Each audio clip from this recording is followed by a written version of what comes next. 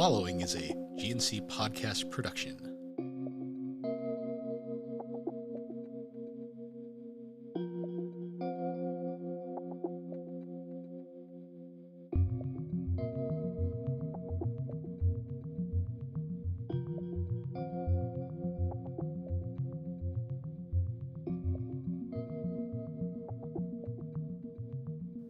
Welcome to Geek Addicts, a pop culture podcast.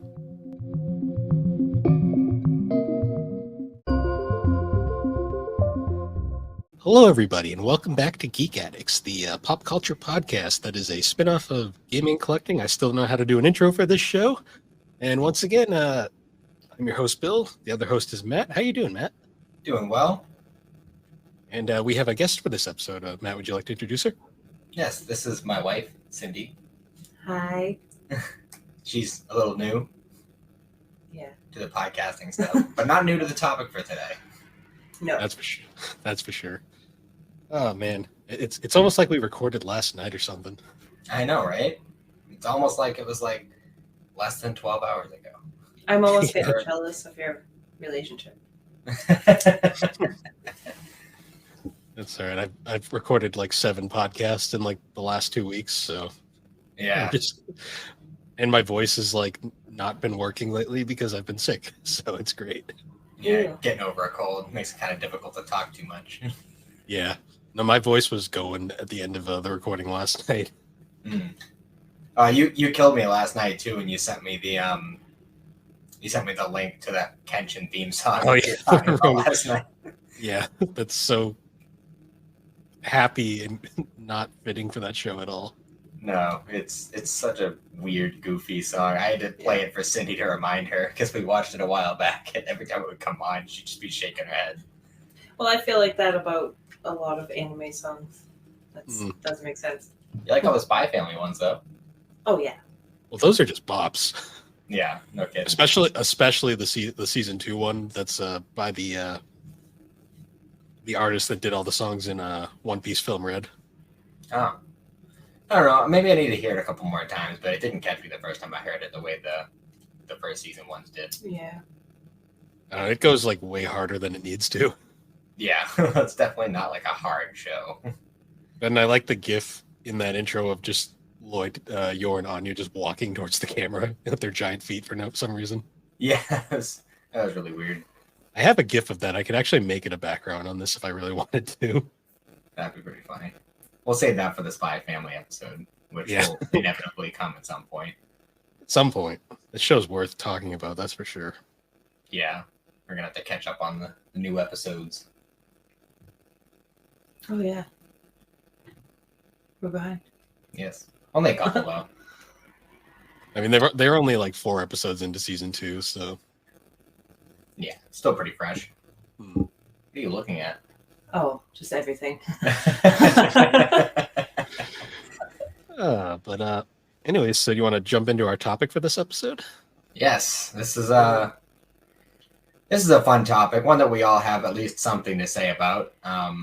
Doesn't usually come up in a lot of podcasts that generally talk about anime and video games much, but it's one that definitely should be talked about. And that is Star Trek, or I'm just noticing now I spelled it wrong in the room name. You did? What? Yep. Where is it? I don't see it. You can see it at the I just noticed. Yeah. That's wicked funny. Oops. Yeah, so we're talking. Yeah. So we're talking about Star Trek for this episode, and Star Trek is an interesting series, that's for sure.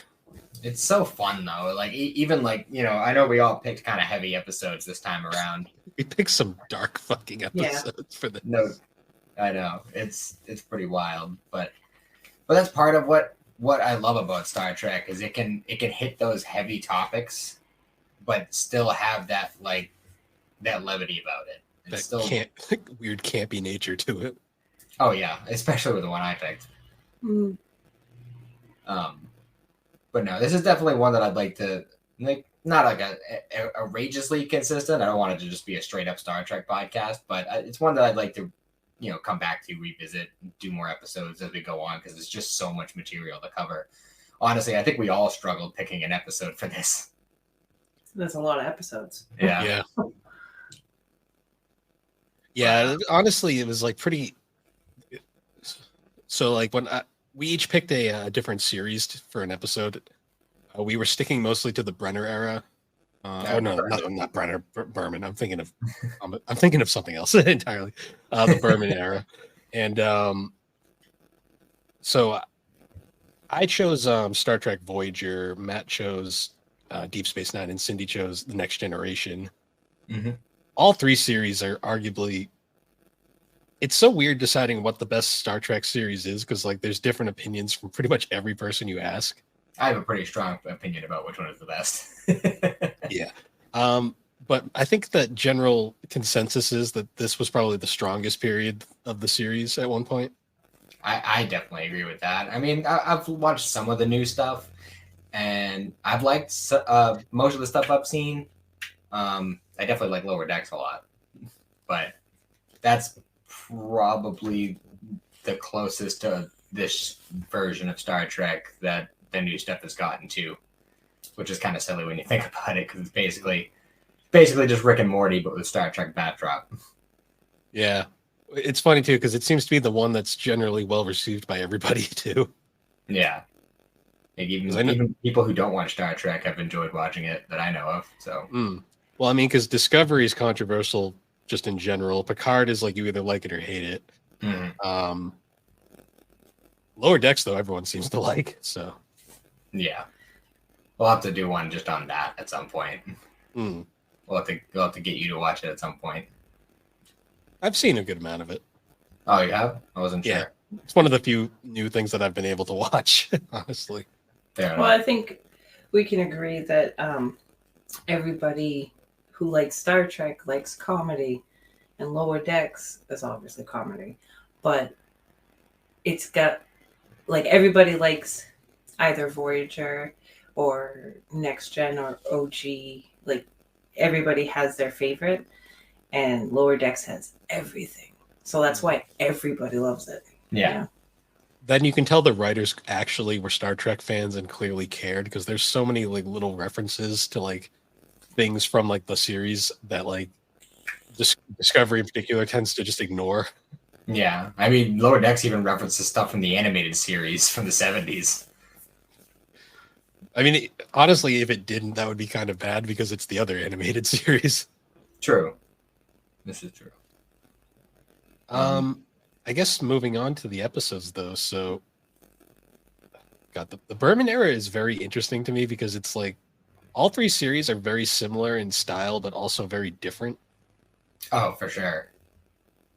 Like Next Gen is interesting, because it's like it's supposed to be a continuation of the original series, but it kind of focused more on the.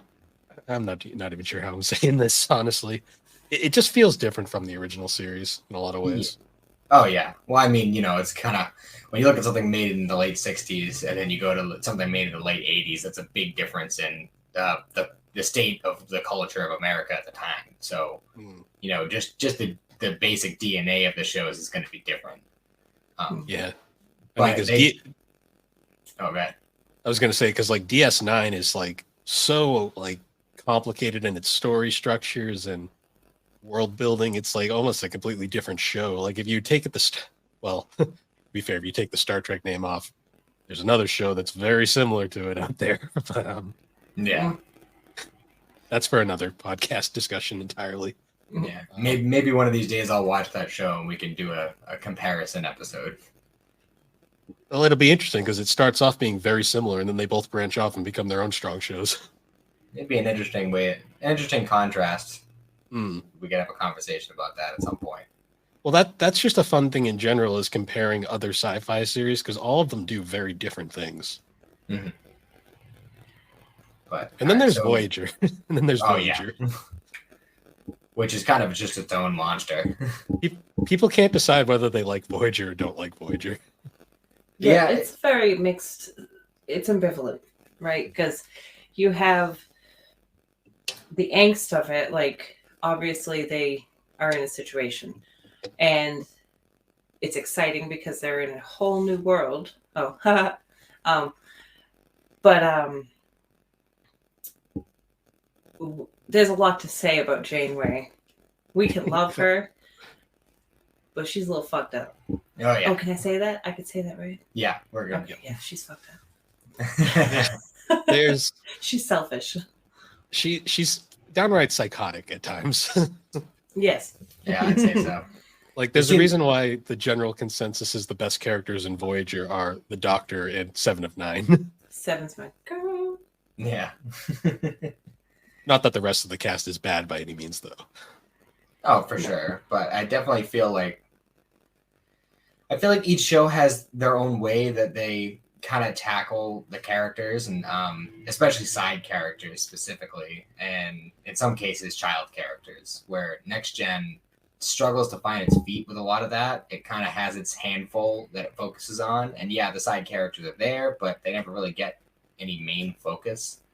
And then Voyager is kind of the same, but it definitely fleshes out the side characters a lot more than Next Gen does.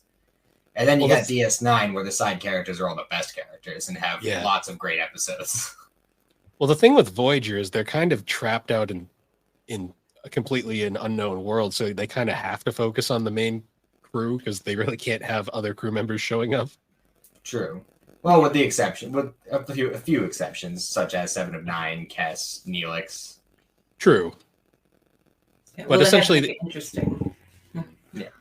Essentially, though, it has like the one ensemble cast for the entire show's run, with the exception of one character leaves and another comes and replaces them later on. Yeah. Oh, and the Borg children. Oh yeah, they don't last very long. No. Well, one of them does.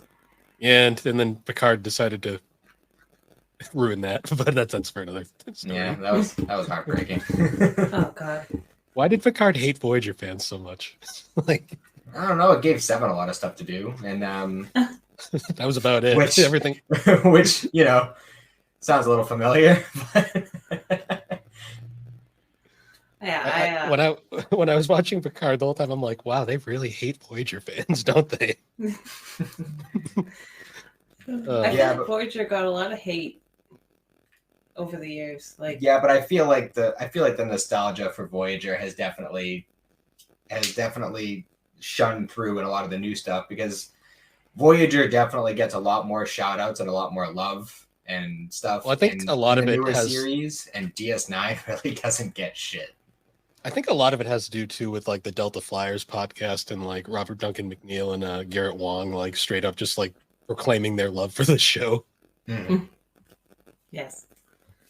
I still think my favorite thing from that podcast, I think it was in the first episode when they were telling the story about how they had to go and ask the DS9 staff and cast how to properly shake. Yeah. I don't know. My highlight of that podcast is still when they call up Robert Picardo on the phone, and he happens to be riding his bike and he crashes during the phone call. And then That's Garrett's like, we almost killed the doctor. Oh, he's too funny. That's great. But I guess we should move into the episodes now. So, we're gonna kind of do them in order of release, and that would mean we're gonna start with Cindy's pick, which is the Next Generation episode, Half a Life. Yes. Mm-hmm. And you picked this episode because you wanted to do one kind of focusing on Loaxana, because you really like Loaxana. Yes, Loaxana is an underrated character. She's amazing. She's strong. She's I gotta take an air out. So she's very underrated.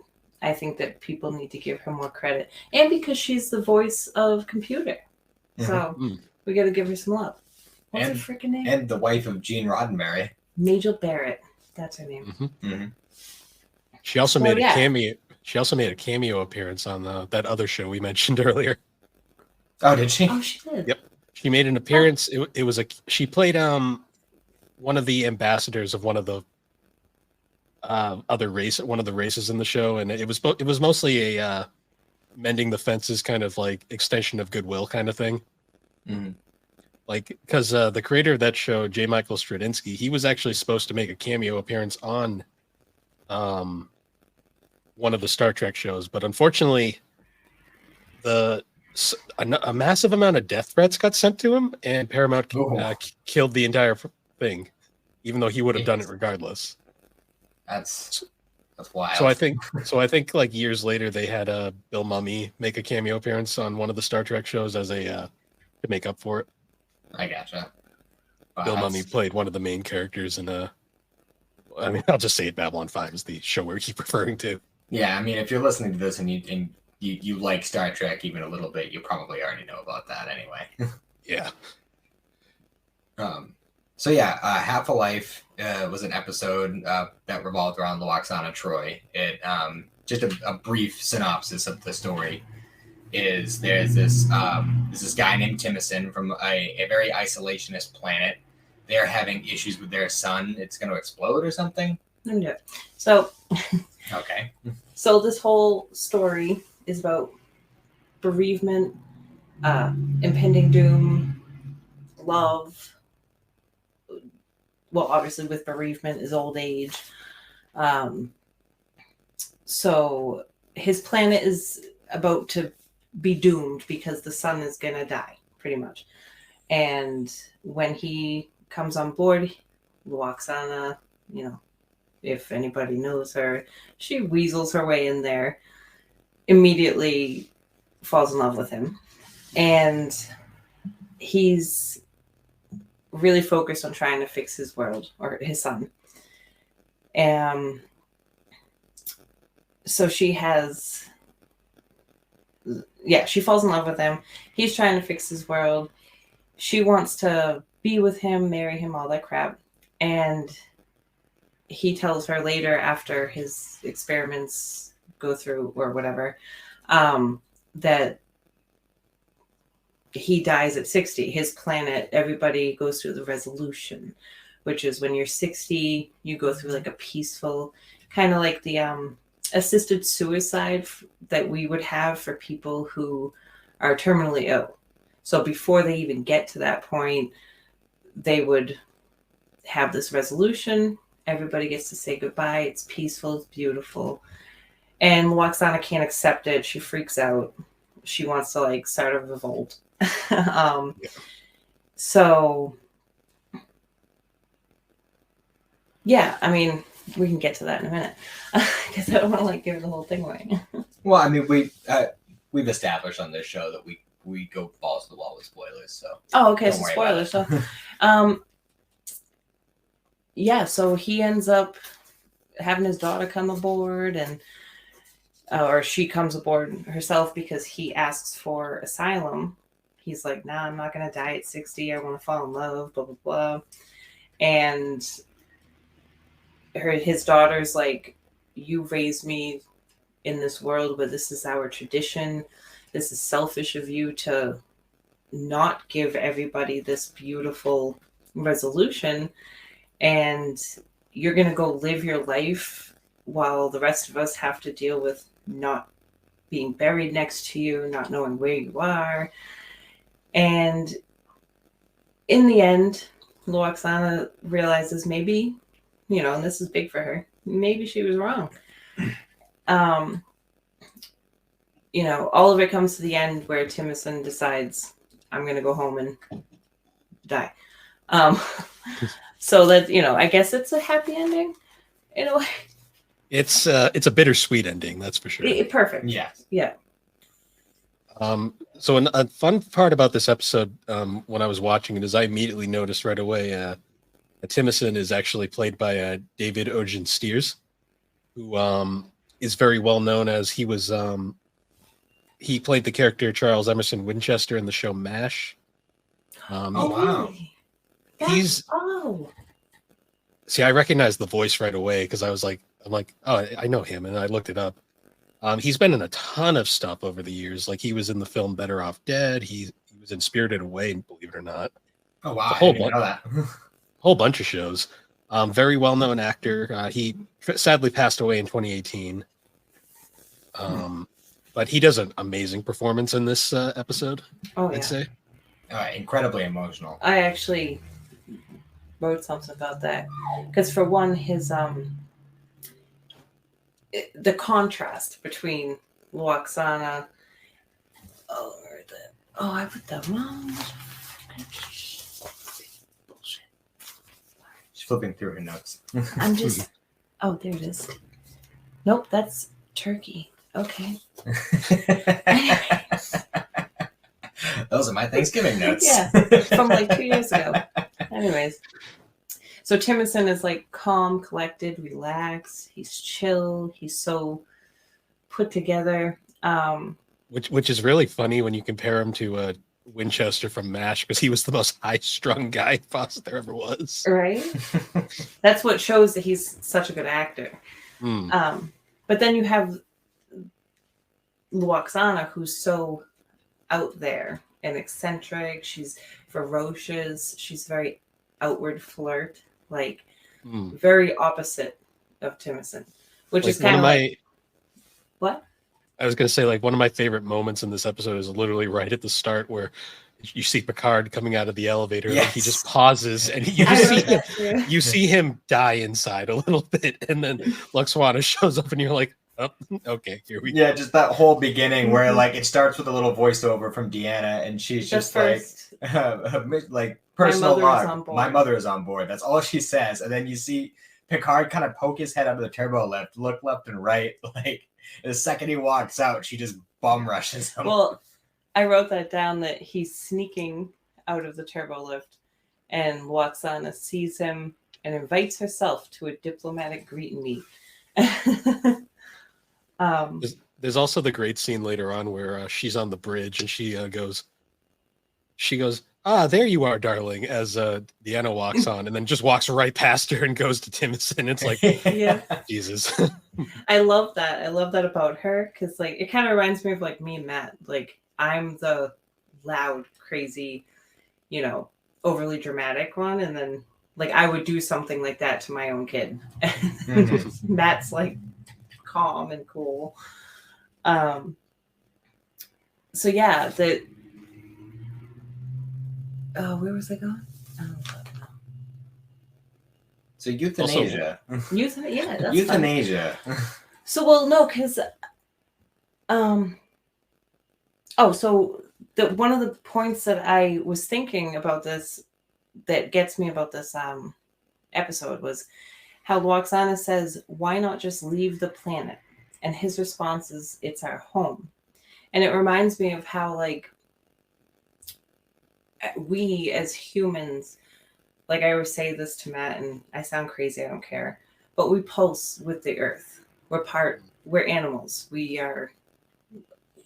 all, like, on a molecular level, we act the same as the earth, right? Like, so they're the same. Like, other species from other planets would feel the same about their planet.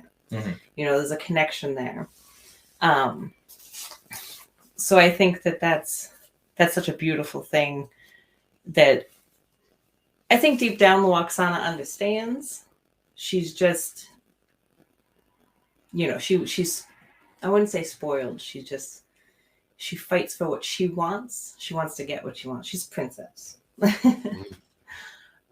I mean, she is heir to the sacred rings of Beta Z. Well, she is. Yeah. Holder of the chalice of the fifth house. Something like that. Yeah. She says it a lot. But at the same time, the argument that she gives when he says all that about the planet, about how she says, if that's how your people feels about it, then I don't even know why you're trying to save your planet. If it's its time, its time. Okay. I'm gonna get there. All right, we're having a conversation. I'm just saying that part of the conversation we're gonna have to wait. So, the funny as hell is when Luoxana says to Deanna Deanna says, like, "Oh, why don't you try telepathy on him?" And she says, "He's the wrong species for telepathy, but the right species for everything else." I love that. Not a subtle woman, Luoxana. No, I love it. Also, the scene where she's talking to her daughter. She's like, "Why don't you ever speak to me telepathically?" She's like, only when we're the only people here. And she's like, we are the only people here. And she just kind of gestures to her assistant there. And she goes, oh, right. Mr. Home. Yes, I love that part because like she always acts like he's, and he's just like, he's like Lurch. Yeah, Lurch. Yeah. I love the part where she just like she walks into engineering when they're all working on the specifics of their experiment, and she just kind of sweeps everything off the table and starts laying out a picnic spread. Oh, actually, so I found the actual notes that aren't attached to old Thanksgiving shit. Okay. So when he does his, experiment or whatever with the sun, and they think it's gonna work, and he's like right there, and then boom, it doesn't work, and he gets so dejected. When he sits down, and as we were talking about his acting, he sits down and he, talks to Picard and the crew, and he says, I want to thank you for all your help. The way that his voice cracks and the way that he looks, it got me. Really sells it. Oh, so good. So good. Like, it's so real, It's one thing Star Trek doesn't get enough credit for is like a lot of people will say like, oh, the acting is goofy and all this other stuff, but like really, like there's some really high quality acting throughout these series. There is. I will say that one thing about Next Gen that I noticed, particularly in this episode, is there's a lot of Next Gen episodes where like certain members of the crew just don't appear. For certain episodes, like they might have a 1 second cameo or something. Because I noticed Dr. Crusher makes like this 1 second appearance later on, and then it's like no lines. Then it's just like gone. It's like, oh, well, she's here, I guess. Yeah. Was Wesley even in the episode? Was Wesley still on the show by this point? I think he had already left. Did he go crazy in the mountain yet by this point? I'm not sure. I thought he already left by that point. I don't remember what season he left, because this was what, season 5? Season 4. Season 4. I'm not sure. Wesley doesn't matter. Everybody knows that. Shut up, Wesley. Oh, so... Oh, no, go ahead. Well, even like Riker has his like one real line in this episode, and then he disappears as well. Mm-hmm. Oh, yeah, so with the acting, as we were obviously just talking about, and I was saying Majel Barrett's an underrated actress. Well, maybe not actress. I don't know how people say her acting is, but as the character Loxana, when Timothy tells her that he has to go do this resolution, her face, like she doesn't even say anything, but her face in that moment is everything. It's like everything you would expect. Like you see the pain, the anger, the fear, and like almost that like rejection. And it's so powerful. Like, and I like, again, people say that like Star Trek acting is like blah, but it's not. Like if you're really watching it, you feel it. And her face in that moment was just gorgeous. Like, I mean, in the most terribly sad way. One of the more comical moments is when when she's looking at Worf's panel up on the bridge, and Worf's like, "Man, would you please not touch that? Do that, like in like the nicest way possible." And then she calls him Mr. Wolf. Mr. Wolf. Mr. Wolf. Yeah. Mm-hmm. One of my favorite moments in the episode was when she's kind of having her like little temper tantrum in the teleportation room, the transporter room, and Deanna comes down and she's trying to like talk her down or whatever, and O'Brien is like, "Oh, I'll give you guys a minute," and then he like hesitates and then he locks the transporter before he walks out. Yeah, like little like. Well, it's because everybody knows Loxana will fucking put that shit in her own hands. Oh yeah. Little subtleties like that are what makes Star Trek's production so like very well done. Yeah, I love the little stuff like that. It makes it so much more real in a way. But then I was also annoyed with, I don't know, I guess it would be the directing.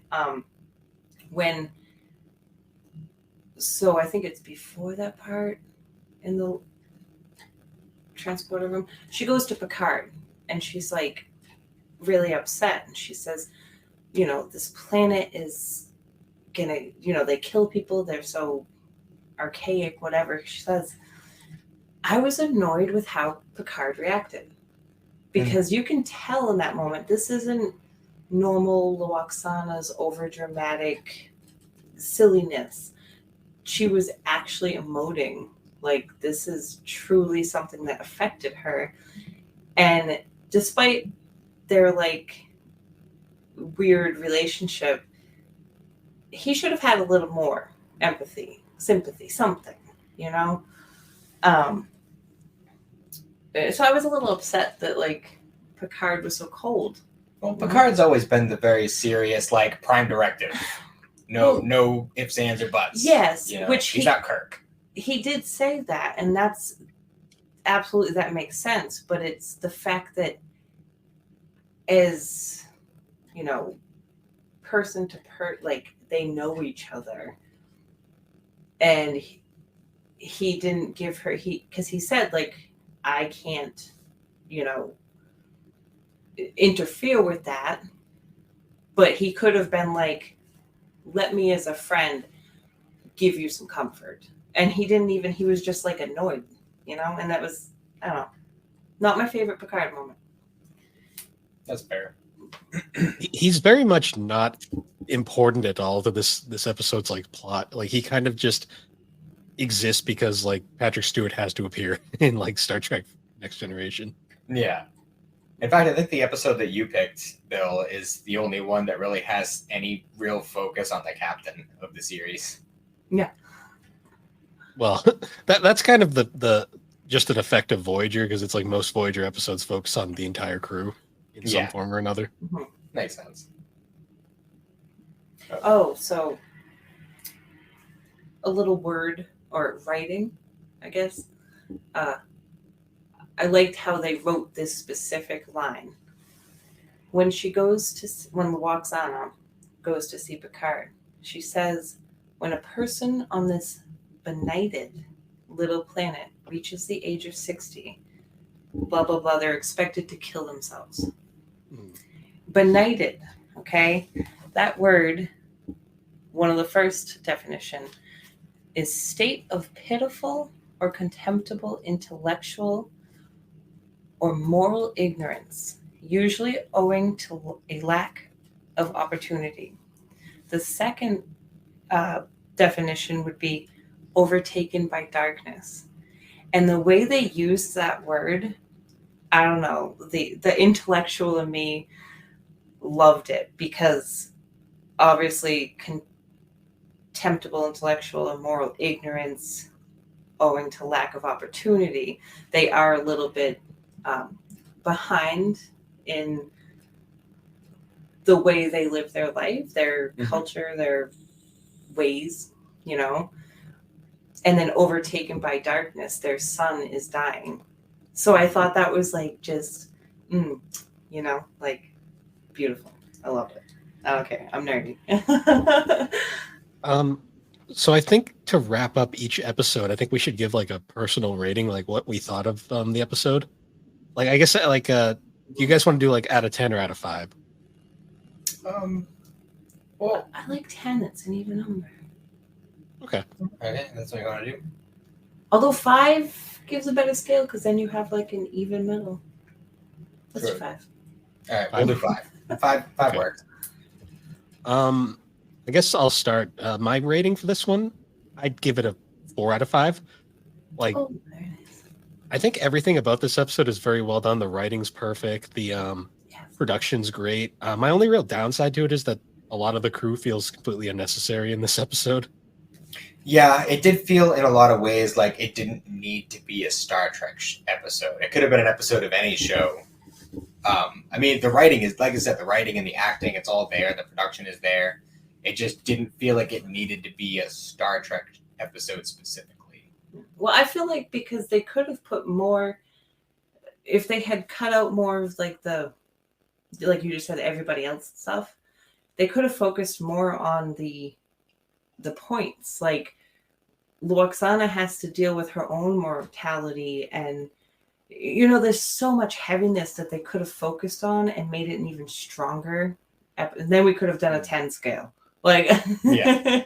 Like, honestly, like I feel like it's kind of one of those things where I feel like they almost shouldn't have committed to having all the characters be there, and they should have just focused on the ones that mattered. Because I feel like the added like crew members that appear kind of don't add anything to this episode in any way. Yeah. Because I think Data only had like 1 or 2 lines, and he got cut off through one of them. Yeah, like halfway through the line. Data has like 2 lines. Crusher appears in the background like once. Riker's got his 1 appearance. I mean, Geordi's got a few good lines. Well, I mean, the majority of like the science-y parts of the episode, took place in engineering, so it makes sense for Geordi and Data to be involved. Yeah, and we got some Worf like shenanigans like early on, but other than that, most of the characters are just there just for the sake of being there. Yeah, I'd probably give it about the same rating. If we were going to go into like decimal points, I might give it a little bit of a bump. Like, it's definitely at least a 4. I don't know if I would consider it quite a 5. If we're talking about Luoxana episode specifically, then absolutely it's a 5 out of 5. Mm-hmm.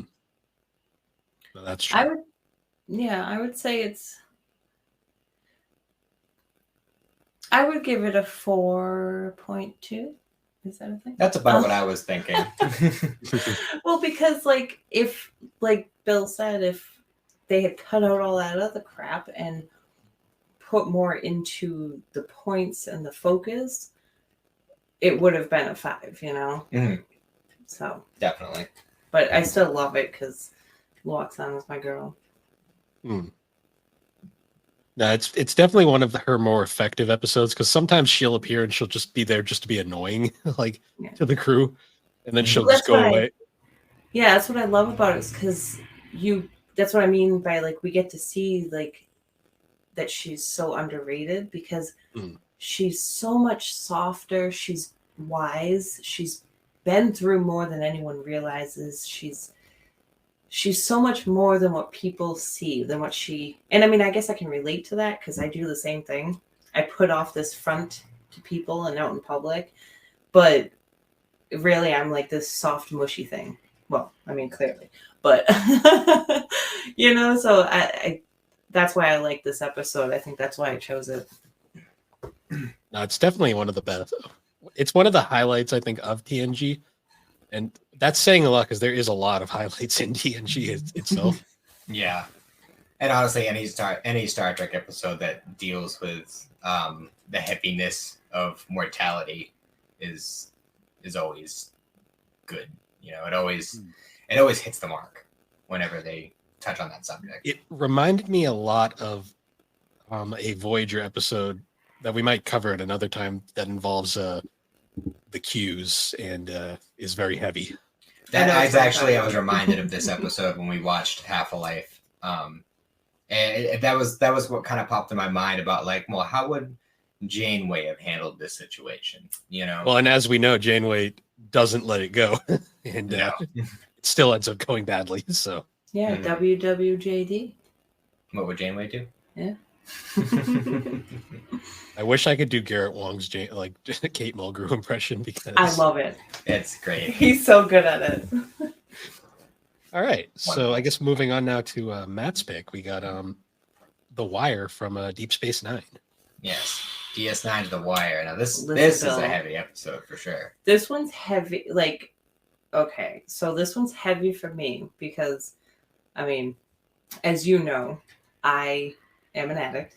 So obviously, just so that the listeners are aware, I'm not using. But you never stop. And that's one of the points in this, is that it's always there. It can always be turned on, right? So this is a heavy episode for me. But it's just so real, especially in the world we live in today, and the way drugs are just sweeping around, and trauma and mental health. You see it all. And Garrett, for me, Garrick is so relatable. I love him. I've always loved him. He's definitely up there in my favorite characters of the series. He's a wonderful character. He's so people just don't understand him. You know, people are always giving him shade, and I mean, I personally can't because I see through a lot of it. You know, I can see the double life thing. I love him. All right, continue. Go ahead. Okay. Thanks for your permission. So yeah, it's basically the general synopsis of the story is Bashir and Garrick are going for their weekly lunch date, I guess.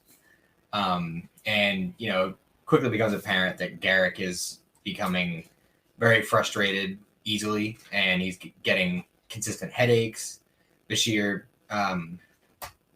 says that he looks clammy, which I don't understand how he can tell that because Cardassians always look clammy. You never question the doctors; they always know.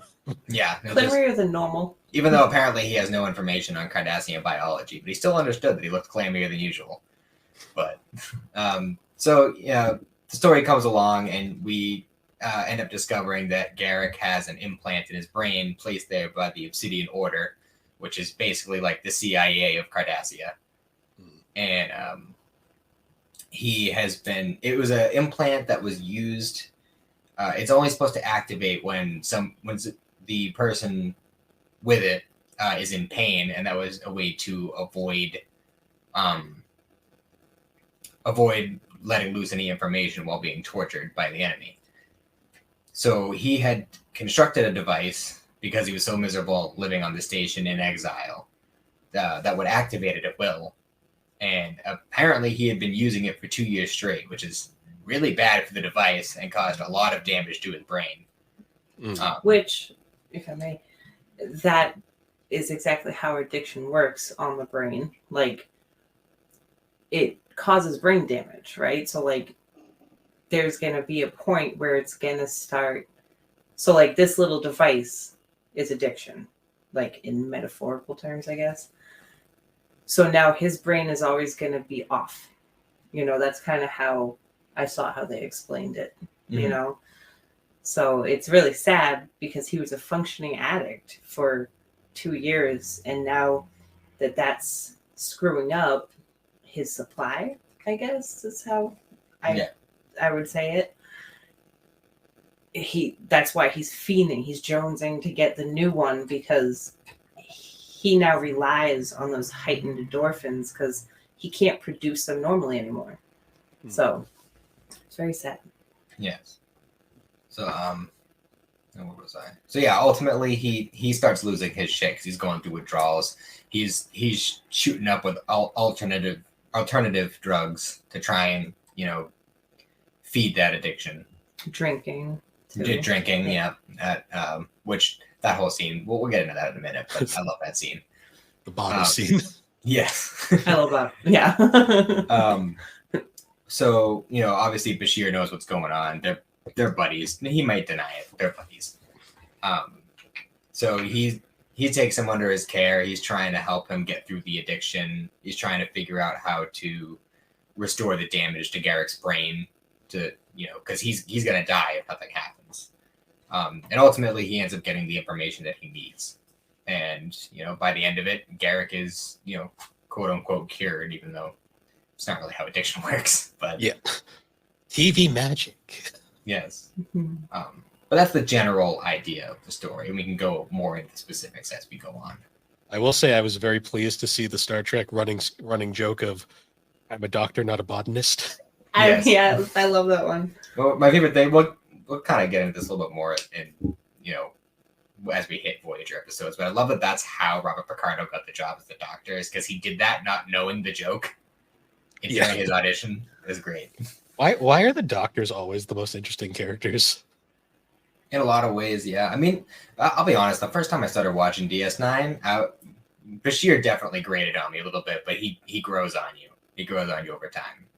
Yeah, well, I think him, like, the actor, had to grow into his role, too. Mm-hmm. You know, like, after the first, like, season or two, it's like, he's like, oh, okay, I've made Bashir who he is, so now we can play with him, you know? Mm-hmm.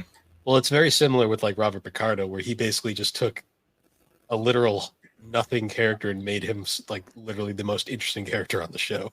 Like the best doctor ever. Yeah. So I will say how we were talking about how captains in Cyndi and I's picks at least didn't really have a whole lot to do, even though technically Cisco was a commander at this time. Cisco made like one appearance. He was in one scene, and it was him. It was Bashir healing him because I think an admiral punched him because he was yelling at him. Yeah, like he makes like a joke, like he's like, "Hey, you showed that admiral, all right." Yeah, it was like, this is what happens when you yell at admirals. He says, "I wasn't yelling, I was showing my opinion loudly." Cisco is the man. He's my. I love that the only scene he had in this episode, and it was he just stole the show in just that one little scene. Isn't Cisco generally seen as like one of the probably arguably the best captain in the series? He's my commanding officer. I'll tell you that much. He's my captain. But he's pretty awesome. Yeah. So one thing I'll notice is that early in the episode, Sorry. it's so funny. You know me. I was thinking I'd let him drive my shuttle. Jesus. Anyways, I found it kind of odd at the beginning of the episode, right before the theme song, when Garrett kind of storms off before they even have their lunch. And Kira and Bashir are just kind of like watching him go. And she's like, "What was that about?" And I just felt like that was kind of out of character for her. Because, like, when has she ever given a shit about Garrett? And also the fact that she was like 20 feet away as it happened. And then she comes up. Like, you didn't hear that. You were in the loud freaking room. You had no clue what he said. So, like, but whatever. It was in script.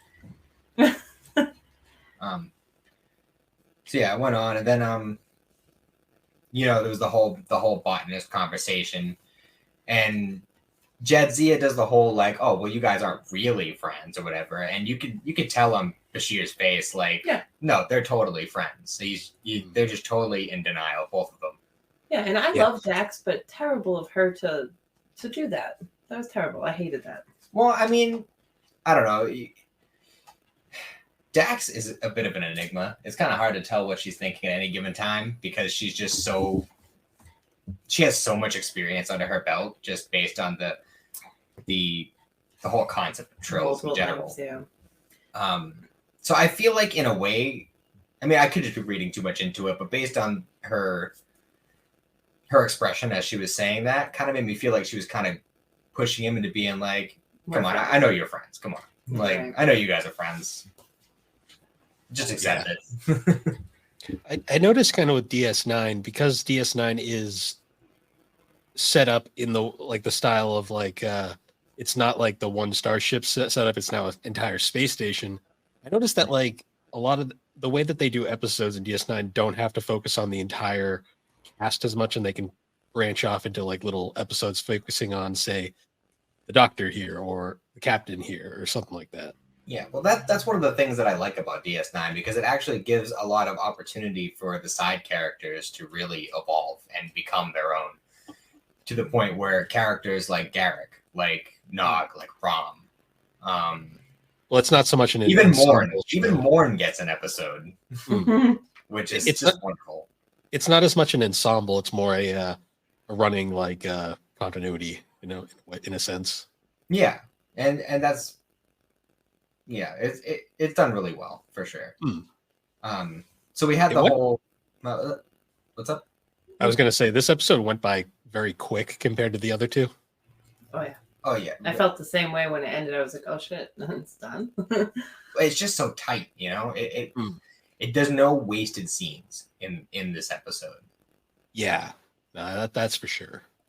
And like, except for like, the one weird comment from Kira and stuff, it feels like everything was there for a reason. Like, no unnecessary character or unnecessary scenes were involved. Yeah, like the way they did this episode is how we were saying they should have done with the episode I chose. They did that with this episode. They just boom, boom, boom, fact, point, here we go. This is what we're doing.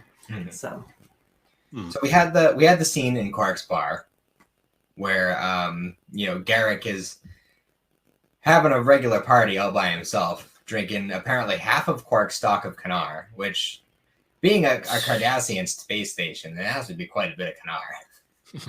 Although I will say, as people who have tried Kanar in real life, it goes down easy. It does. So I can't say I blame him. But that whole scene with him, like kind of playing like pass back and forth with the bottle, and I don't. Oh, go ahead. Oh, I was just saying, like, so he's drunk. He says, "Yeah, let's go somewhere quieter to drink, because my friend, well, my not friend, right? We're gonna go drink." And he says, "I just got to stop at the medical place, whatever, the infirmary. Thank you." Mm-hmm. And Garrick immediately is like, "No, we're not doing that. You think I'm a fool?" Like, that is so addict mentality. You are not going to be fooled by no sneaky, we're going to get you in here to try to help you. You know, like, I loved that part because he immediately changes, and that's how addicts are. They're unpredictable, and like, they know when they're trying to be fooled, right? Like, I thought that was very good how they portrayed that type of part of addiction. And I will say Andrew Robinson does really good drunk acting. Yeah, I liked what he did with that a lot. And the whole like going back and forth with the bottle thing, like, you know, versus Bashir's holding it, and then Quark goes to grab it, and Garrick snatches it from him, and then Bashir takes it again, and then he's holding it behind his back, and Quark goes by and grabs it while he's not looking, and then he holds his hands up like, I don't have it. I don't know what you're talking about. Like, it was just really funny, that whole bit. A lot of visual comedy going on there. Mm-hmm. Yes.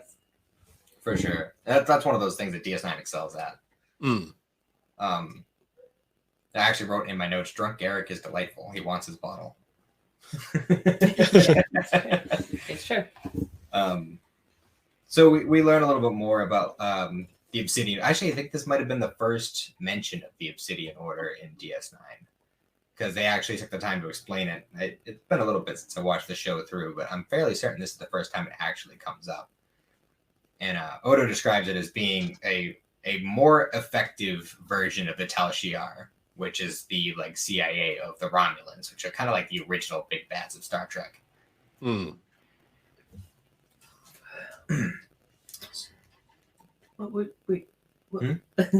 did you just say? The fuck? The Obsidian Order?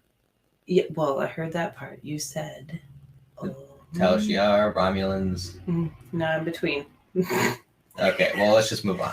No, it was okay. It'll come back to me. Yeah, when it comes back, then bring it up. I like how you wrote in your notes that Quark is truly a G. Yo, Quark is a G. Like, oh, I wrote that down because when he's like doing his little like thing with Garrick, like, all right, boy, I got you. I can get you stuff. And like, just, you know, as throughout DS9, when you're watching him and all of his transactions, he's like a true like dealer, man. Like, he knows what he's doing. He keeps his mouth shut. Like, I would, yeah. He almost got Harry Kim at the start of Voyager, but Tom Paris was there to help him out. That's true, right. Yeah. I'm just saying, I would buy drugs off of Quark. Well, I love how quickly and smoothly Quark came up with that bullshit, like with like the fabric machine lie. Like, that's what I mean by he's a G. He knows what he's doing. See, that's why Quark and Garrick never hang out. It's because they both are way too good at lying. But the best part is Odo is always one step ahead of Quark, and I love that. Yeah, I love when they were spying on Quark to find out the details of everything, and Bashir's like, "Oh, you guys don't have this. You don't have a camera in my quarters, do you?" He just looks at him and goes, "Should I?" My first note, I can't believe I didn't say this already, but Dr. Bashir and Garrick are gay. Prove me wrong. They're definitely together. They're definitely a couple. They're definitely together. They flirt a lot in this episode. Well, it's been stated. I don't know if you've ever watched the DS9 documentary that was made a few years ago, but Andrew Robinson, who played Garrick, specifically said in that documentary that he played the friendship between Garrick and Bashir as if he was courting a potential lover. That's literally that, yeah. how he was playing Garrick the whole time whenever he's interacting with Bashir. Mhm. I mean, it's noticeable when you watch it. So, Oh, extremely. because they're flirting the whole time. Mm-hmm. So on a serious note about this, so you were talking about the Obsidian Order in his past, Mhm. and that's where I was going. ADD. Woo-hoo. Just go back around. One of my favorite lines that he says, and as somebody with a past, I kind of like changed the words a little bit, but he pretty much says, "You think you know me, but you couldn't begin to fathom like me, my life, the things I've done, where I've been." And like, I love that, you know, just leading double lives and going from one place and one extreme to the next myself. I relate to that. And that's what I mean by Garrick is so just delicious. Like his character is delicious, you know? For sure. I mean, there's a lot of like hidden things, like things that you wouldn't pick up on unless you had seen the whole series in this episode. Like the stories that Garrick was coming up with about his past when he was telling Bashir. I think he told 3 different stories throughout the episode, which are supposed to be his explanation for why he was exiled. First, it was he destroyed a Cardassian ship because it had Bajoran runaways on it. The second time, it was he had let Bajorans go because he just wanted to be done with the whole ordeal. And the third time, it was he was going to get thrown under the bus, so he threw his buddy under the bus, but then he ended up getting exiled anyway. And like, I've got that. Go ahead. There's always so relatable. No, keep talking for a second. Well, and the way that the smoothness of it, how he just lays it on so thick every single time, and you believe him every time he comes up with one of these stories. And honestly, I think one of Andrew Robinson's best performances in the entire series was when he was giving that second little speech when he was at the height of his withdrawals, and he was like really losing his shit. And he just, there was a time when I was a power. Yes. And I can't even begin to explain the nuance and the way that he goes about this scene. It almost makes me feel like he must have been an addict to really understand it. Yes. The way that he does. I was going to say that because I don't know if you saw me. Like I had stopped writing notes when we watched this because like I didn't need to take notes. You know what I mean? Like I get it. Lived it. But when he said there was a time when I was a power and he starts losing his shit, I have been there. I have been in that mother effing moment. And it's so like I wrote regret. There's always more to the story that starts self-medication. Garrick's performance, or the actor, I guess, is so relatable. Screaming horrid things, pushing people or friends you have away, physical violence, stress. His whole structure has been changed. And in that moment, you see like how he's thinking back on, and like you said with his stories, he's telling those stories of this is how I got here. No, this is how I got here. It's because you have to convince yourself that you weren't at fault, that you had a good reason to get to this point, right? So he does such a good, what's the actor's name? Andrew Robinson. Andrew Robinson does such an amazing job in the Star Trek universe expressing what it's truly like to be in that mental state of, like, when you're getting high, you don't give a shit. Well, you may, but you feel okay because your endorphins and everything are going crazy.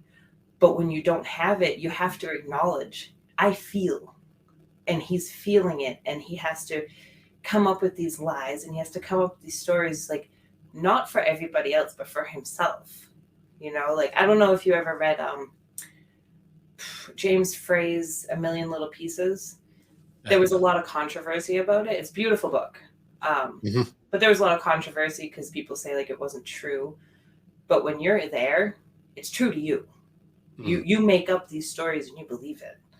And he did Robinson. What the fuck's his name? Andrew Robinson. He got me. He got me in that moment because it was so real. You know, he really did a good job right there. He's such an emotive actor. Oh, yes. He sells every scene he is in, no matter what he's trying to convey, no matter what emotion, no matter what feeling or vibe, he nails it every single time. No, 100%. And then, what were you going to say something? I said 100%. Oh, okay. Yeah. So yeah, he goes through that whole like the height of the withdrawal. He has a little row with Bashir, and where was I? Hold on, I'm looking at my notes. Sorry. So he ends up he's out for a while, and Bashir's trying to do his sciencey doctor thing, and ultimately he doesn't have enough information about Cardassian biology to fix the problems with Garrick. And one of the things that really got me was when one of the nurses says, like, well, we could turn on the implant and that will buy us some time.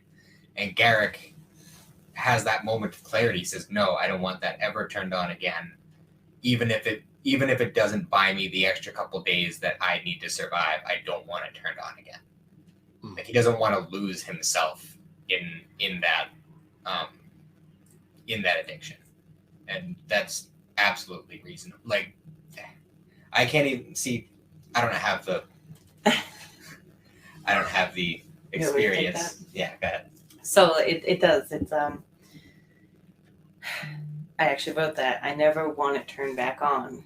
And I mean, I guess Matt can see it from a point, like, he's seen me relapse and stuff. He's seen me go through this. And when Garrick says I never want to turn back on, even if it means he only has a couple days, it's because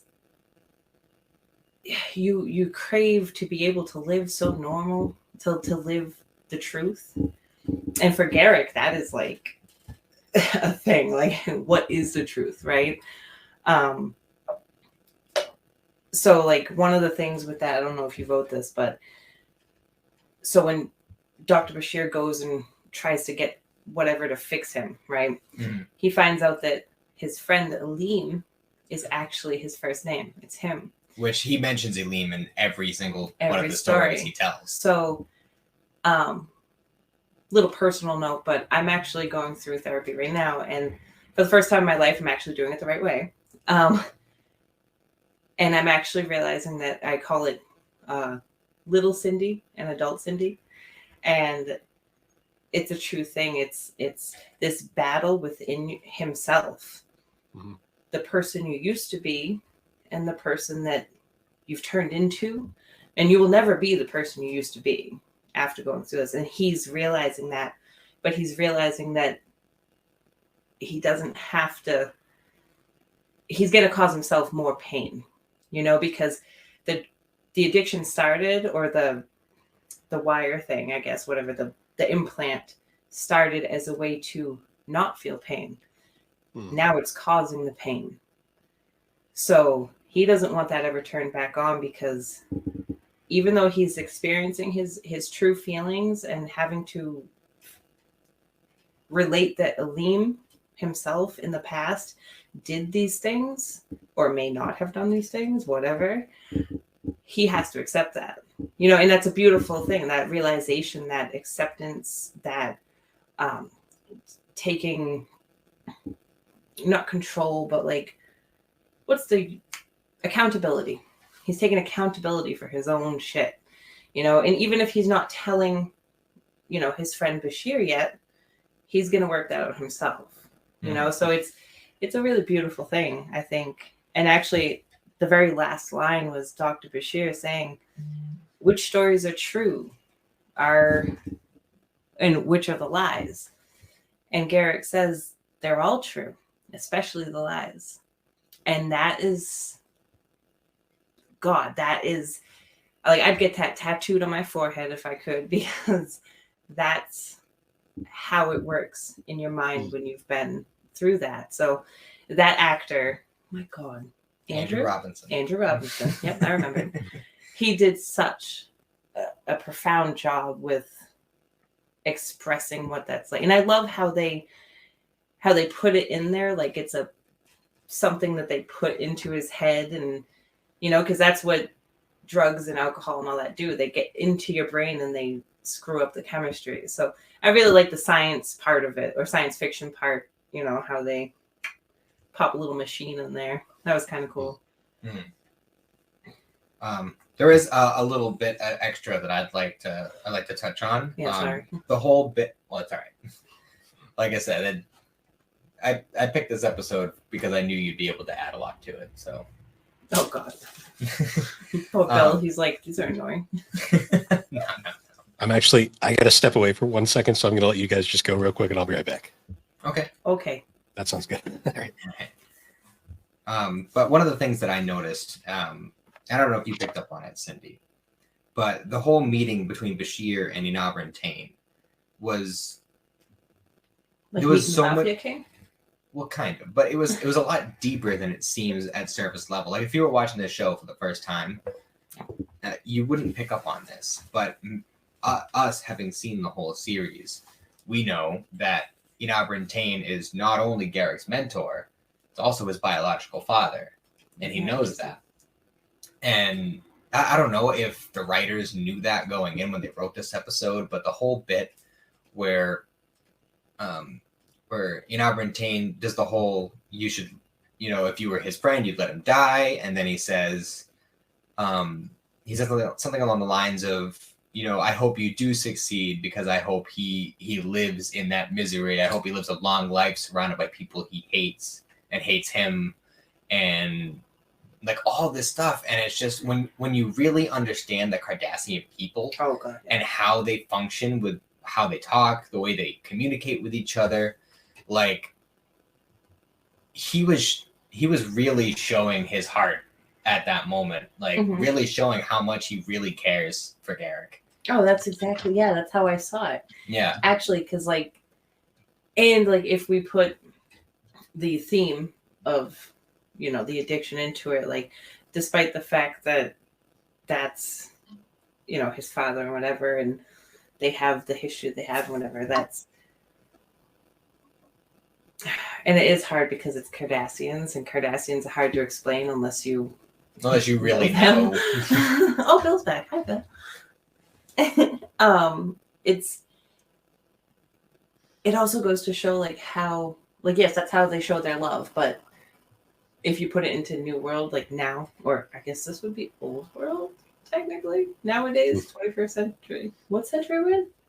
We're in the 21st century. 21st century, okay. Fuck. Spent too much time in the 24th century. Where I am. So yeah,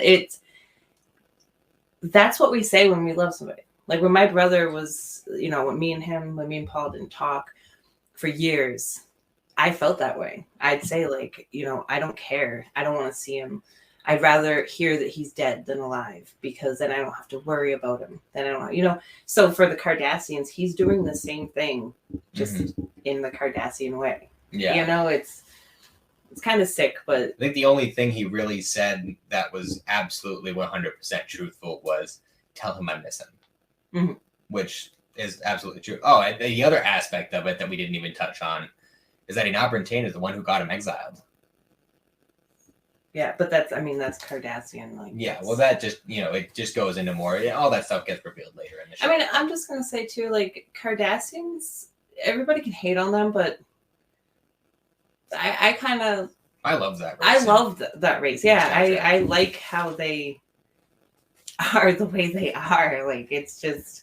They're a lot more interesting than the Kazon are, that's for sure. Yeah, that's the thing. Is I like Voyager in a lot of ways, but the distinct lack of Cardassians and Klingons really makes the show suffer for me. And the the fact that the unique race in Voyager is the Kazon, who are possibly the least interesting race in all of Star Trek. And there's the phage guys. I forget their name. I mean, they were they were interesting though, at least. Yeah, well, they had an interesting story, and that actually did get closed out later on. But I don't know. I think that was a good time to move on to your pick, Bill. Well, before we do that, we should give our ratings for the episode. I was thinking. So as someone who doesn't have a lot of experience with Deep Space Nine as of now, I've seen only a handful of episodes. I gave this one a 4.5, I'd say. Just in terms of the fact that as a story, it was very easy to follow. You didn't need to know the backstory of anything to really understand what was going on. The actual direction was good, and the overall meaning of the episode was very solid. The only reason I don't give it a 5 is because I haven't watched enough of DS9 to truly have a solid opinion on the show as a whole yet. Yeah, you don't have as much of a means of comparison to other DS9 episodes. For me personally, it's a perfect 5 out of 5. I watched this episode 3 times getting ready for this, and I loved watching it every single time I watched it. It just, Andrew Robinson absolutely nails it. And like we said before, there's no wasted time. Every scene in that episode matters. Even like the small little, like how we talking about how the Next Gen had the little tiny cameos of the regular cast, like none of those fell flat for me in this episode. This is a shining example of what Star Trek can be. No, 100%. Yeah, I'd give it a 5 for so many reasons, but one, for Andrew Robinson's acting was amazing, but also for Bashir, because he, as somebody who doesn't know what's going on or how to fix it, like he's so willing to go to any extent and to literally get into a physical fight with this guy to try and help him and save him and give him some type of comfort. Like it was, I won't say wholesome, because it obviously wasn't very wholesome, but relatable and real. And yeah, they did a great job with it. And keeping it going, keeping it, you like interested the whole time. Yeah, it's a very tight episode all around. And like I said earlier, it goes by quick. Like you don't even realize that, like it starts and then it's all of a sudden over and you're like, wow, like that was a quick one. That's honestly how it felt like when I was watching DS9 the first time. That's how it felt for every episode. We end up watching like 3-4 episodes a night because we'd always end up staying later than we intended because I just couldn't stop. Yeah, DS9. I love DS9 so much. Yeah, you got to get on that though. I know. I got too many other shows I got to watch first. Understandable. But that's the fun of Star Trek is you can just watch an episode and then put it down for a while because they're mostly self-contained. DS9 is one of the first instances where Star Trek really gains a continuous story. But I mean, most of that's later on anyway. So yeah, the first few seasons, it's all episodic for the most part. No, totally. So I guess now moving on to my pick, an episode from Voyager. I decided to go with Course Oblivion from the 5th season. The 5th season of Voyager. So it's funny with Star Trek. The running joke is that most Star Trek franchises they don't get good until after the 4th season. Yeah, which has been a running joke with Star Trek for a long time. And Voyager, to me, is like the 4th season is when it really picks up, like right after the Scorpion 2-parter. Yeah. And so I guess Course Oblivion is a pretty interesting episode because it is one of the biggest like bait and switch starts to an episode I think you'll ever like see in a Star Trek. Oh, absolutely. So to start this one off, this episode is interesting because it actually starts with the marriage of Tom Paris and B'Elanna Torres. Which is interesting because they were together for a while, but they'd never really brought anything up until this episode. And then it's like suddenly, oh, they're getting married. That's cool. Yeah, I definitely threw me for a loop the first time I watched it when I was going through Voyager the first time. And it's like a really sweet, wholesome moment too, where they're all in the having the wedding ceremony on the in the ship, and Neelix is kind of like the wedding planner, kind of running everything. You He's got Harry passing Kim. out the lights and You got Harry Kim fake playing the oboe over in the corner there, and then you got Chakotay's like basically acting as B'Elanna's father in a way, which is kind of cute, and then Janeway is kind of like acting in the same way for Tom, and it's also implied that they've like discovered some new warp core technology, which is interesting because there's like a running theme in Voyager of they always seem to discover this new like warp core, and it always ends up being like bad and like almost killing them. Yep. Like if particularly the quantum slipstream drive earlier on in Timeless that literally destroyed the ship. Yeah. So it was kind of interesting because like you start up and it feels like it feels like there's a it feels like you missed something when you start watching the episode. So then as they go on, we go through a few scenes where it's like B'Elanna's kind of preparing because she's going to be on her honeymoon per se, and they're all also planning that their trip home is going to be pretty quick because this new technology apparently is super effective at getting them back. Yeah, it says it's going to get them back in like 2 years or something. Yeah, which is like a hilarious running joke because like the whole journey of the ship changes on like the daily. Like sometimes they are like, oh, this will take a good another like 7 months off of our journey or something like that. Yeah, I also noticed that the one running thing in Voyager is that they always have the same amount of crew members, even though people die all the time. They just regenerate them, you know. Yeah. Borg technology. Yeah. That actually is a point earlier in Voyager where they bring up the fact that like because the journey is so long at the start that they bring up like eventually we're going to age out and we're going to need to get new crew members to keep the ship going. So they imply they're going to have to actually reproduce on board. Yeah, it's going to have to be like a generational ship. Like that is a pretty big plot point. Of course, it doesn't really come to fruition because every episode they cut off some of their time. But going back to it now, it's like there's a scene during the wedding though that's very important where they're doing the traditional throwing the rice thing, and you notice the floor is kind of like destabilizing and the rice is falling through the hull of the ship. Yeah, which is a sign that something's not right here. Yeah, we got some problems. Yeah, can we also point out, this is me, I feel I got a lot of negative here at this wedding. First of all, weak-ass vows, okay? It seems like they were being married at phaser point, okay? There was no love, okay? B'Elanna seems so unhappy. I don't know. I felt like it was... Remember, you were shaking like a leaf at our wedding. No, but I mean, like, she was just like... Oh, so you forgot your vows. I literally left my vows at home. It was so embarrassing. But, like, it just didn't give me the, like, sci-fi. And then, so Neelix does all this work, right? They get the food, they get the people, the music. B'Elanna walks in. They do the shitty-ass vows. Kiss. Walk out. Where'd they go? You're not going to have cake? You're not going to have a fucking pig in a blanket? Yeah, it's supposed to be a reception. Yeah. I don't know. I did not. I was not. It happened. It happened off screen, most likely. True.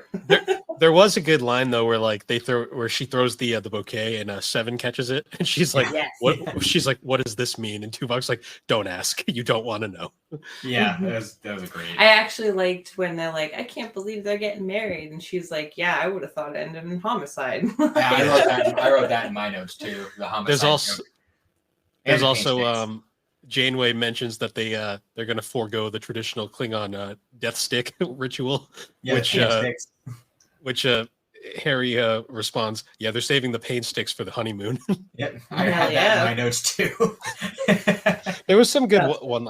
The thing about Voyager that I like is that the entire cast is so tightly like knit together that like they have like that great chemistry, like no matter what the episode is. Yeah, for sure. I did also write in my notes that I find it kind of odd that they still do the whole throwing the rice thing in the 24th century. Yeah. It's kind of weird. I actually said that when we were watching it. I was like, well, not for the rice, but that the Here Comes the Bride was still the wedding march. Like, I feel like that would have phased out at that point. Yeah. the Starfleet is a very odd group of people. Yeah, yeah, that's for sure. Not a whole lot of consistency. Continuing on, though, eventually we get to a point where B'Elanna suddenly comes down with like this strange like disease, and like she like dies like within like the first like third of the episode, and then this is where you 10 minutes in. This is like where like you start going like, what the hell's happening now? Like, because at this point you're 100% you don't realize that like anything's up. You just think, oh, this episode's kind of got an abrupt kind of start. It doesn't really feel like it comes after the previous episode. And then things just start getting weird really fast, where like the ship is like malfunctioning left and right, and B'Elanna is like dying, and then all the other characters are also starting to like show signs of issues. And during the testing after B'Elanna dies, they do a test on her, and she all of a sudden reverts into this silver ooze, which is actually then makes you, if you remember from previous episodes, you immediately realize this is the silver planet. This is the silver crew from the demon planet that happened in the previous season, because you kind of forget they actually clone the entire ship and like the crew at the end of that episode. Mm-hmm. And you never really find out what happened to them. And I guess this is where we find out, oh, they left. They went on their own journey. They forgot that they were ooze copies. Which the silver blood, I think, is what they call it. Yes.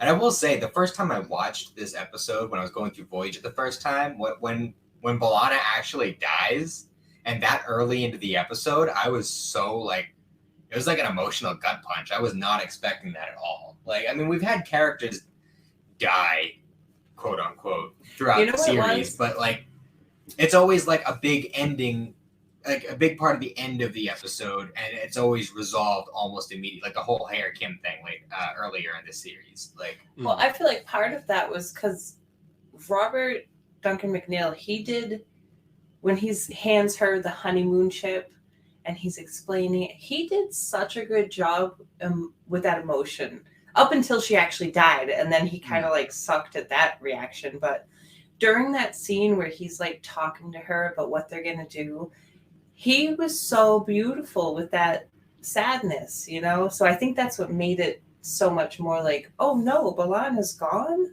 you know, so unexpected. Like the way he did that was really, really strong. Mm. Yeah.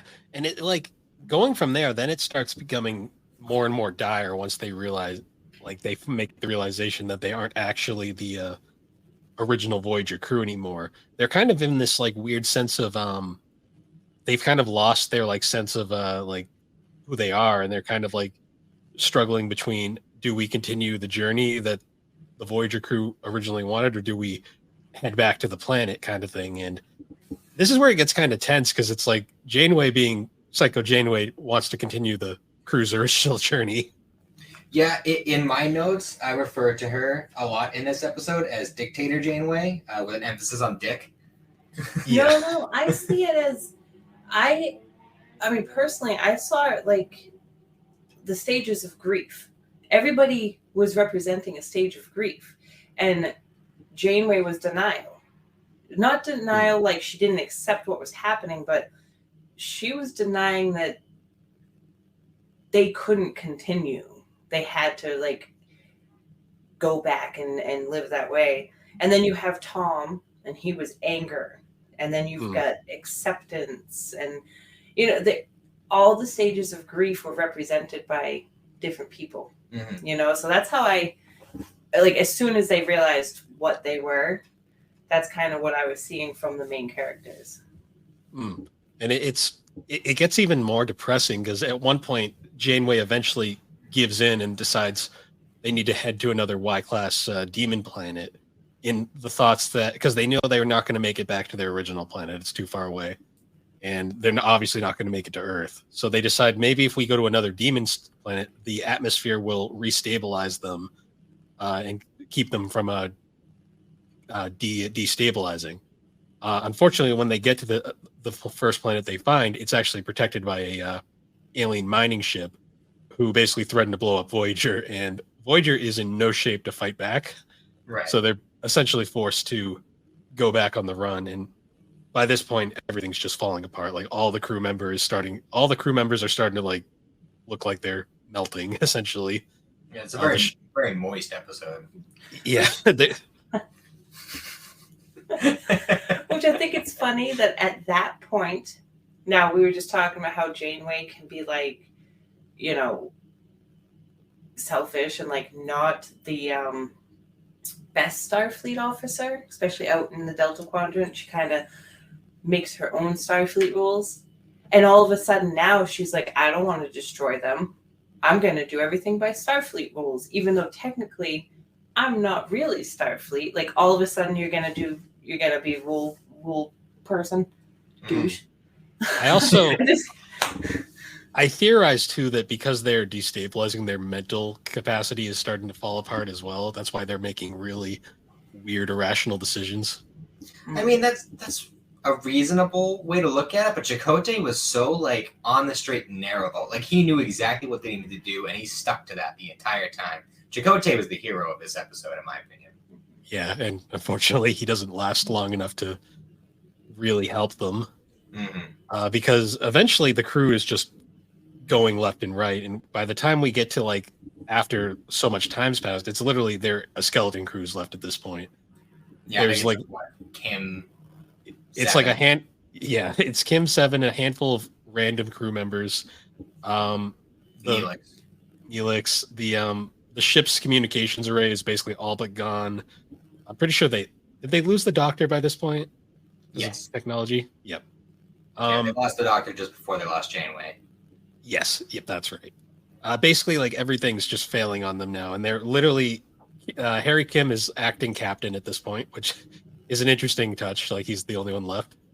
It's funny. I actually wrote in my notes that Kim rising in the ranks, silver lining. Not where it's going, unfortunately. They're going at warp speed at the time, though, and they actually get they on radar realize there's another ship nearby. So Harry Kim elects to take the ship out of warp in a desperate attempt to send a distress signal. And by doing this, it basically seals the ship as it's completely destabilizing by this point. Yeah. And they basically send out a distress signal, and they attempt to send out this one last they send out this last like message basically explaining everything they had accomplished during their time exploring space. It was just as logs and stuff, right? Yep. Just as the ship, one of the most like kind of like disturbing and like tragic scenes in this episode is you see Voyager literally coming apart and floating off into space, turning back into silver blood, and then it cuts to the original Voyager, because that was the ship they happened to come across. And they literally start answering the distress call only to pass through this strange, basically the remains of the ship, and literally they get nothing. And they're like, that was strange. Like, it's almost like there was never a ship here at all. Yeah. Which makes it's sad because earlier in the episode, they talk about how like, you know, some of the people are remembering our existence before. And Janeway says something about how we didn't even become sentient until this duplication happened. So it's like, and then she has that quote of, you know, our existence was brief but extinguished, and none of you deserve to be forgotten. And it's sad because this gloopy being, or whatever, they never got to be remembered. You know, it's so sad. Yeah. Like it's the tragic irony that the ship they find in their hunt for like rescue is literally the original Voyager, but they're so far gone by this point that they disappear before they can even like make contact. Yeah, and if they had made contact, and the remaining crew members would have had a chance to live and, you know, tell their stories. And I mean, hell, it would have been able to give Voyager the information they needed to get that same technology to get back that much faster. Exactly. Which and go ahead. Well, I was just gonna say, like, this episode is interesting because, like, the other two we talked about they didn't end positively, but they ended kind of like in a bittersweet sense. Yeah, this one's kind of like a sweet bitter. This one's just a straight up downer ending. Yeah, this one was just no closure, you know? It's about as a downer ending as you can get in Star Trek, where, like, literally the entire cast of this episode that you see throughout, you literally see them go through tragedy, die off one by one, and then literally there's nothing left by the end, and it just kind of ends, and their story is literally over. Mm-hmm. Yeah. Okay, so that brings me to my last note I wrote about this was where, who, when, same shit, how, Voyager. Literally, that's what I wrote. Because, so did they, even though they were duplicates, did they carry on in the same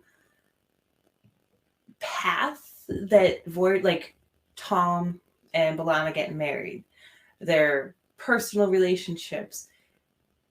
Does that mean that what we watched before, like, who were we really watching? And this happens a lot with Voyager, where it's like, what crew are we actually following? What story really happened and didn't happen? You know what I mean? There is a weird amount of parallel Voyagers in the series. Like Naomi Wildman is technically from a parallel version of the ship.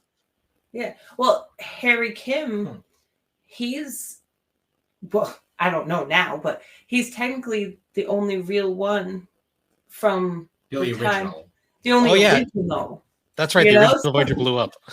Yeah, exactly. Like, so that's why I ended like that, because I'm like, wait a minute. So, like, the Voyager that we saw at the end of the episode, did they have like the same stuff go on? Or like, so when they all get back to Earth, what's the history books gonna say? Is it what we saw in this episode, or is it what we saw in the next episode? You know, it's so Voyager does that. My assumption is that this Voyager straight up just never existed. Yeah. In terms of what the people, there's probably a record of the Silver Blood planet because that episode happened, but everything that involved this particular ship is a complete unknown, which is interesting to me because I believe in the next couple episodes, Tom and B'Elanna are just married now, and it's like they don't even acknowledge it. Exactly. Yeah. I think that really what happened here was Kim is the only, they all go to the Delta Quadrant, right? And then he has the situation where he's the only real one left. But what really happened is he went crazy, all right? He somehow made it back to Earth, but everything after was in his head. It was all just an illusion or hallucination. Hallucination. Yeah. One of the things that I was thinking about as we were watching this episode was, so they were clearly on the straight path, like, you know, they were on a straight line straight to the Alpha Quadrant, going straight through the Milky Way, like, so, and obviously they had the faster warp drive, so they had made it a lot farther before they had to turn around and go back. Where, you know, at the end of the road they encountered the real Voyager, who was obviously going a lot slower. So you have to imagine, like, there must have been a point where Voyager ended up on one of the planets that they had encountered, that the copy crew had encountered. And I'm surprised it never came up. Yeah, this, as much as I like this episode, it is full of plot holes. Yeah, there's another one that I wrote too, was obviously they have environmental controls and atmospheric controls for the ship. So theoretically, couldn't they just program it to emulate a Class Y planet? Well, I think the problem is that they didn't realize they were the Silver Blood people for the longest time, and by the time they finally realized, it was too late. Yeah, but if the whole theory was that if we go back to the demon planet, then we'll all get better. If they affected the atmosphere of the ship so that it was the same as the atmosphere of a demon planet, then wouldn't it be the same thing? Well, no, because the ship itself was duplicated by the same material, so it's environmental Actually, controls and everything didn't matter. That's another plot hole right there. In the original episode Demon, they it was when because they originally found Harry and Tom after they got cloned. The clones came onto Voyager and they couldn't breathe in Voyager's atmosphere, which leads me to believe that this ship actually already has that Demon class atmosphere going on. I guess that would make sense. Yeah. But at the same time, then it kind of means that the going to a Demon class planet probably wouldn't do anything. Maybe. Which again, ultimately, it was a theory. They didn't know for a fact that it was going to help them, but but which again with the plot hole thing at the beginning when Neelix is showing the like, I don't know, it looked like lettuce and like all the stuff that had been brought on board. If their environment had been, how did that stuff survive? You're right about that. It's very confusing. It's one of these episodes that the more you think about it, the more it doesn't work. Yeah.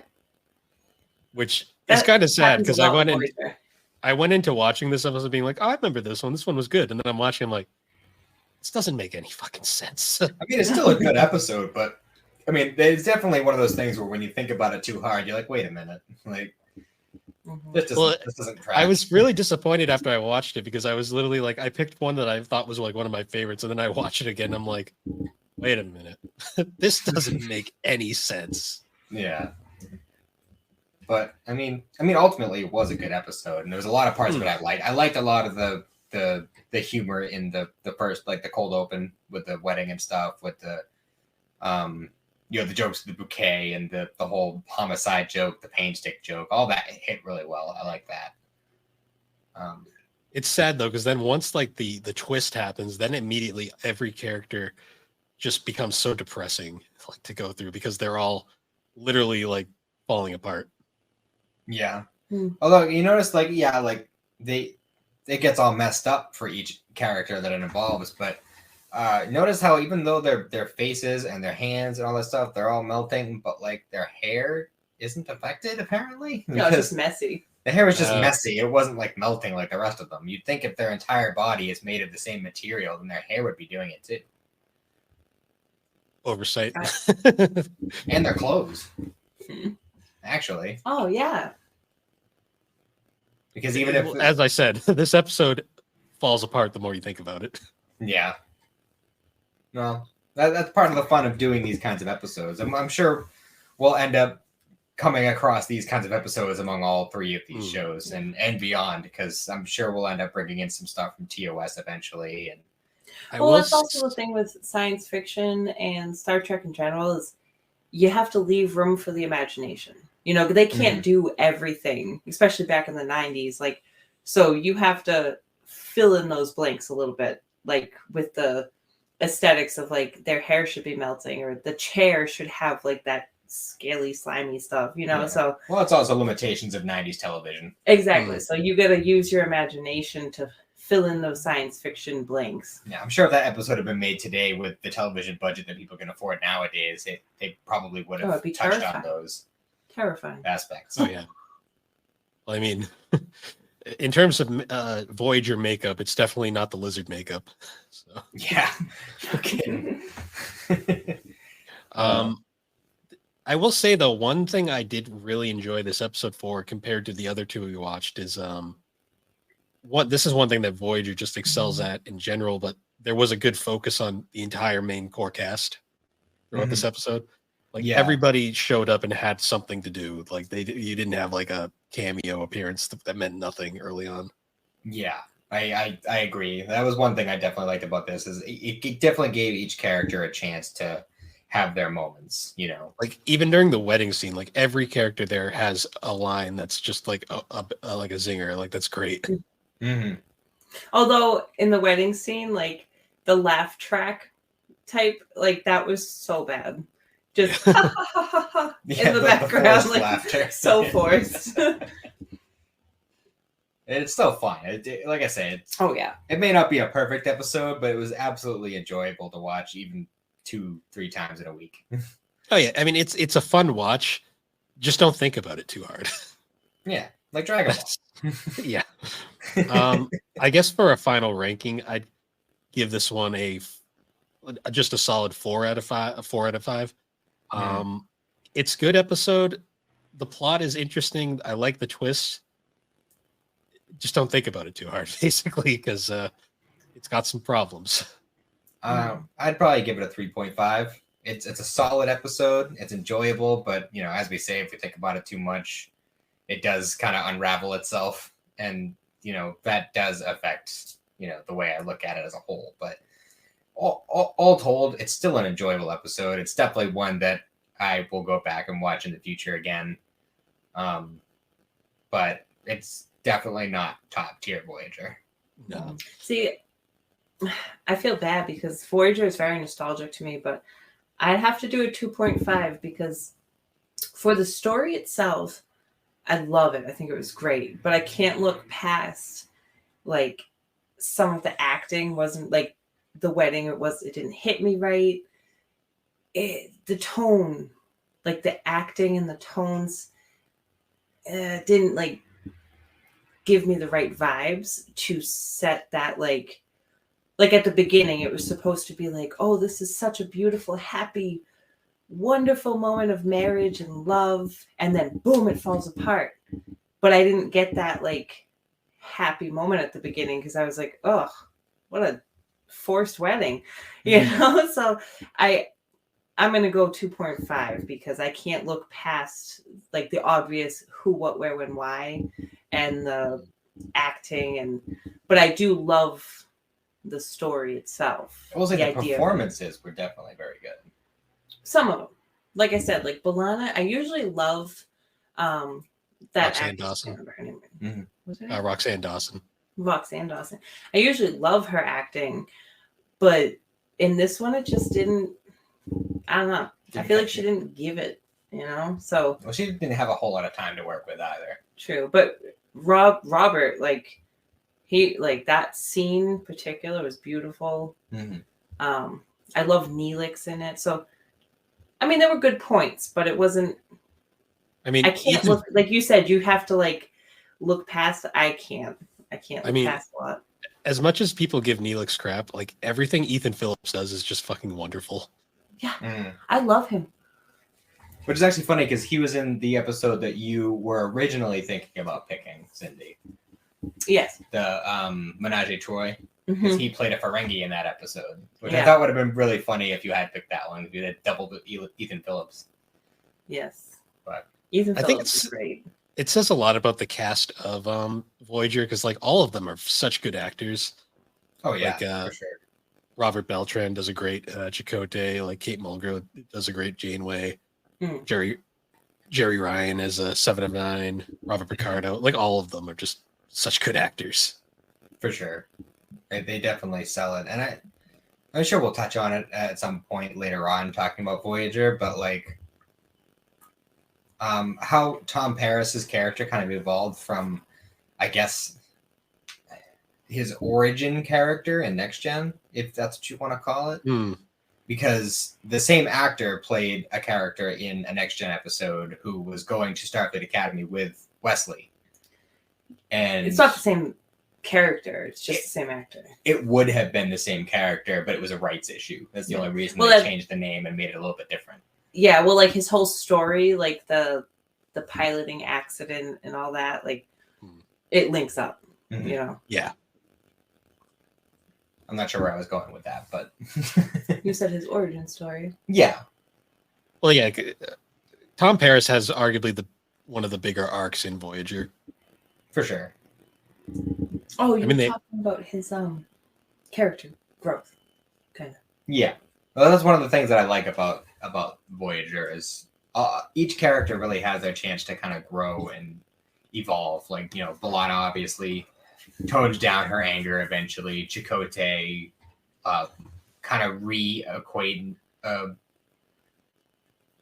himself with being Starfleet. Yeah. Tim Russ or Tuvok. He has some interesting episodes, some interesting evolution. And Janeway's a psychopath. He's got a lot of anger in him. Janeway, yeah, she is a psychopath. Yes, but Yeah, I definitely I look forward to doing more of these in the future because there's just, like we said at the beginning, there's just so much material to work with, and like I get that Star Trek isn't for everybody, but I do think the world would be a better place if everybody watched Star Trek. Yeah. We should, for one of the themes, we should do like the quote unquote worst episode of each series. That was one of the ones that That'd I be thought great. of. We could definitely work with that. I have thoughts for what I could choose for that. And I don't even necessarily think that we should stick to these specific 3 shows. I think we could spread out, and depending on the theme, we could throw in some original series, or when I finally get around to Enterprise, we could throw in some Enterprise. At some point, it doesn't have to necessarily be the next one, but I would like to do a triple trilogy with the original series, the animated series, and the DS9 episode. Yeah, well, I was saying, like, especially now that we've done this, so it's like a icebreaker, at least for me. Having like a theme, because Star Trek is so wide, there's so much. So having a theme like, picking your favorite funny one, your favorite prison themed one, your favorite cartoon court one. Yeah, like I think that would be a fun way to approach it. No, totally. But I'm sure anyone who's interested in pursuing these themes can hit us up on Discord and suggest stuff for us to do. But I personally, I think because we all picked such heavy episodes this time, I think the next one should be we should all pick a comedy episode. Oh, I'm much better at comedy. We're gonna Captain Proton's coming. Captain Proton. Yes. Awesome. Oh, that's I love that shit. Oh, so like holodeck. Oh yeah, holodeck episodes would be. There's a lot of too. That would actually be good. Actually, I'll save Captain Proton for holodeck episodes. Yes, but that's the thing, is a lot of the comedy ones are also holodeck episodes, and there's a lot of holodeck, like a lot. Especially in Voyager, and how much of it's in Deep Space Nine? There's a good amount. I mean, because Quark's got his holosuites, but he kind of uses them as sex. Yeah. Basically, half the time they're used as sex dungeons. Yeah, it's like a Like, remember the episode where there's that? It's the like guy... hiring escorts is the idea. You remember the episode where somebody hires Quark to make a sex program with Kira? Of Kira, yes, that's a good one. Have you seen that one yet? Great. Yeah, I remember that's that a good one. one. I love the way it ends. When they go into one of the doctor's holodeck programs, and he has like B'Elanna on like a desk, just like chilling there, and it's like, okay, Robert Picardo, what do you got going on here? Oh yeah, there's a lot of great holodeck. Barclay. Barclay is any episode with Barclay. The one where he has the fake Voyager crew and he's going insane.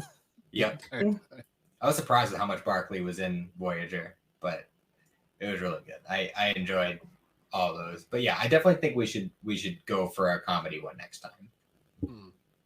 Yeah, that'd be good. Yeah. Definitely something less dark.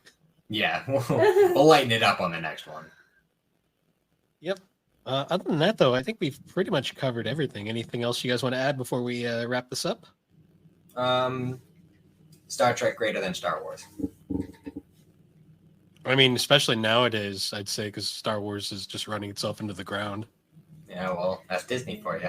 Well, I feel like Star Trek is so, they always kept up with the times and relatable to, what's happening right now.